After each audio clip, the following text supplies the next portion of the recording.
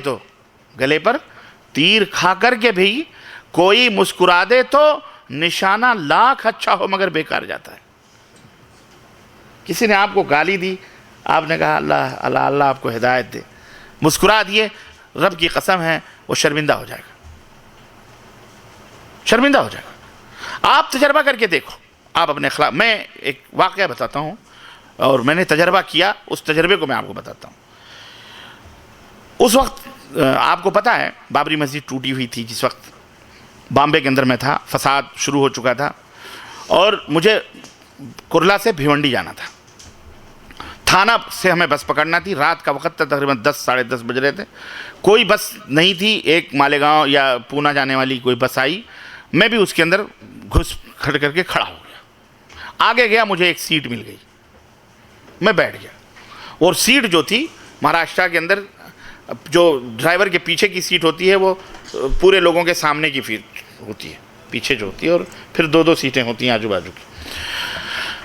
तो मैं अपना टोपी पहने हुए, कुर्ता पजामा पहना हुआ है ना, ये खौफ ये भी था कि भाई मुसलमान है और फसाद हिंदू मुस्लिम का शुरू है और रात का वक्त है, मुझे पहुंचना था। बहरहाल मैं इसी हालत में चला गया और बस में बैठ गया मैं, और बिल्कुल मैं सबके सामने गोया एक तरह से मैं बैठा।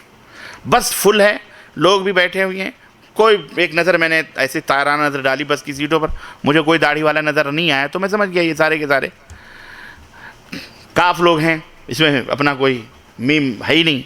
तो चलो कोई बात नहीं, मैं अकेला ही सही, आधा एक 1.5 घंटे का सफ़र है, निकल जाएगा इंशाल्लाह, रास्ते में उतर जाऊँगा। उसमें 2-3 औरतें भी मराठन जो थी वो आई हुई थी, खड़ी हुई थी, और उम्र दराज थी, कोई 35 साल 40 साल 45 साल बुढ़िया बेचारी। वो सारी की सारी वो बीच में वो पकड़ करके खड़ी हुई थी खंबे। ठीक है, अब बस चली, वहाँ से निकली। अब मैं देख ये रहा हूँ कि देखें इन औरतों को कौन जगह देता है बैठाने के लिए। सॉरी, एक ही औरत थी, कोई औरत नहीं थी, एक ही औरत थी, बेचारी माँ की तरह थी हमारे, समझिए बुढ़ापे में, और वो बेचारी वो पकड़ के खड़ी थी। मैं अपना बैठ गया, मैं देखा कि देखें, अब मैं ये सोचने लगा दिल में कि लाओ इस औरत को खड़ा होकर के मैं जगह दे दूँ। फिर मैं सोचा नहीं, अभी नहीं, अभी अगर मैं जगह दूंगा तो ये तो कोई बात नहीं हुई, पहले देख लो कि यहाँ कौन उसको जगह देने वाला है, वो भी महसूस करे कि उसके अपने सारे हिंदू बैठे हुए हैं, कोई इसको पूछने वाला नहीं है। मैं टोपी लगाया हूँ, मेरे पास दाढ़ी है, कुर्ता, मशहूर है कि मुसलमान है, ये मुसलमान खड़ा हो गए मुझे, तो मैं इस माहौल में जहाँ मुसलमानों के ख़िलाफ़ एक नफ़रत है, मैं इसके दिल को कम से कम मोहब्बत डाल सकता हूँ, कम से कम एक बात तो। और ये जितने बस वाले मुझे देख रहे हैं, कम से कम इनके दिलों में तो ये एक बात आएगी कि यार मुसलमान ऐसे नहीं होते, बदअखलाक नहीं होते, हम ही बदअखलाक हैं। ये दर्स देने के लिए मैंने कहा अभी ना उठो, थोड़ा सब्र करो, बस को और मूव होने दो, आगे निकलने दो। बस चली, शहर थाना से रोडों से गुजरते हुए शहर में, बीच शहर में पहुंची। अब वो धचके उचके बेचारी, अब मेरे भी सब्र का पैमाना, मैंने कहा अब इसको कोई जगह देने वाला बंदा नहीं है। मैंने क्या किया, मैंने कहा कि मौसी मौसी, तो हाँ, मैंने कहा मौसी आ जाओ, इधर बैठ जाओ। बोले नहीं नहीं बेटा बैठो, नहीं नहीं मैंने मौसी बैठो, मैं खड़ा हो गया, मौसी बैठ जाओ बैठ जाओ। वो बेचारी औरत बैठ, सारे बस वाले देख रहे हैं, और मैं फिर उसी की जगह वो डंडी पकड़ के खड़ा हो गया। यकीन मानेंगे आप, इस तरफ के भी हिंदू लड़के या लोग जो थे और मेरे दाएं बाएं तरफ के, अल्लाह की कसम, दूसरे ने कहा तीसरे को, दो सीटें, 2 बैठे थे, उसने कहा थोड़ा आगे बैठ, भाई साहब बैठिए, भाई साहब बैठिए। मैं बोला नहीं नहीं नहीं आप आराम से बैठो, मुझे भिवंडी, नहीं नहीं नहीं नहीं भाई साहब बैठिए।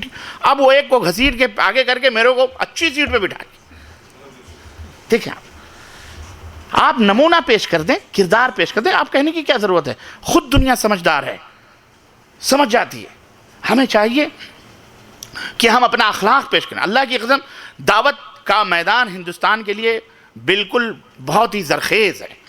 आप ये ना समझे चंद लोग जो चिल्ला रहे हैं, कुछ हमारी ही कमियों और खामियों और गलतियों की वजह से और मनहज से हटने की वजह से ये गौगे और शोर हो रहे हैं।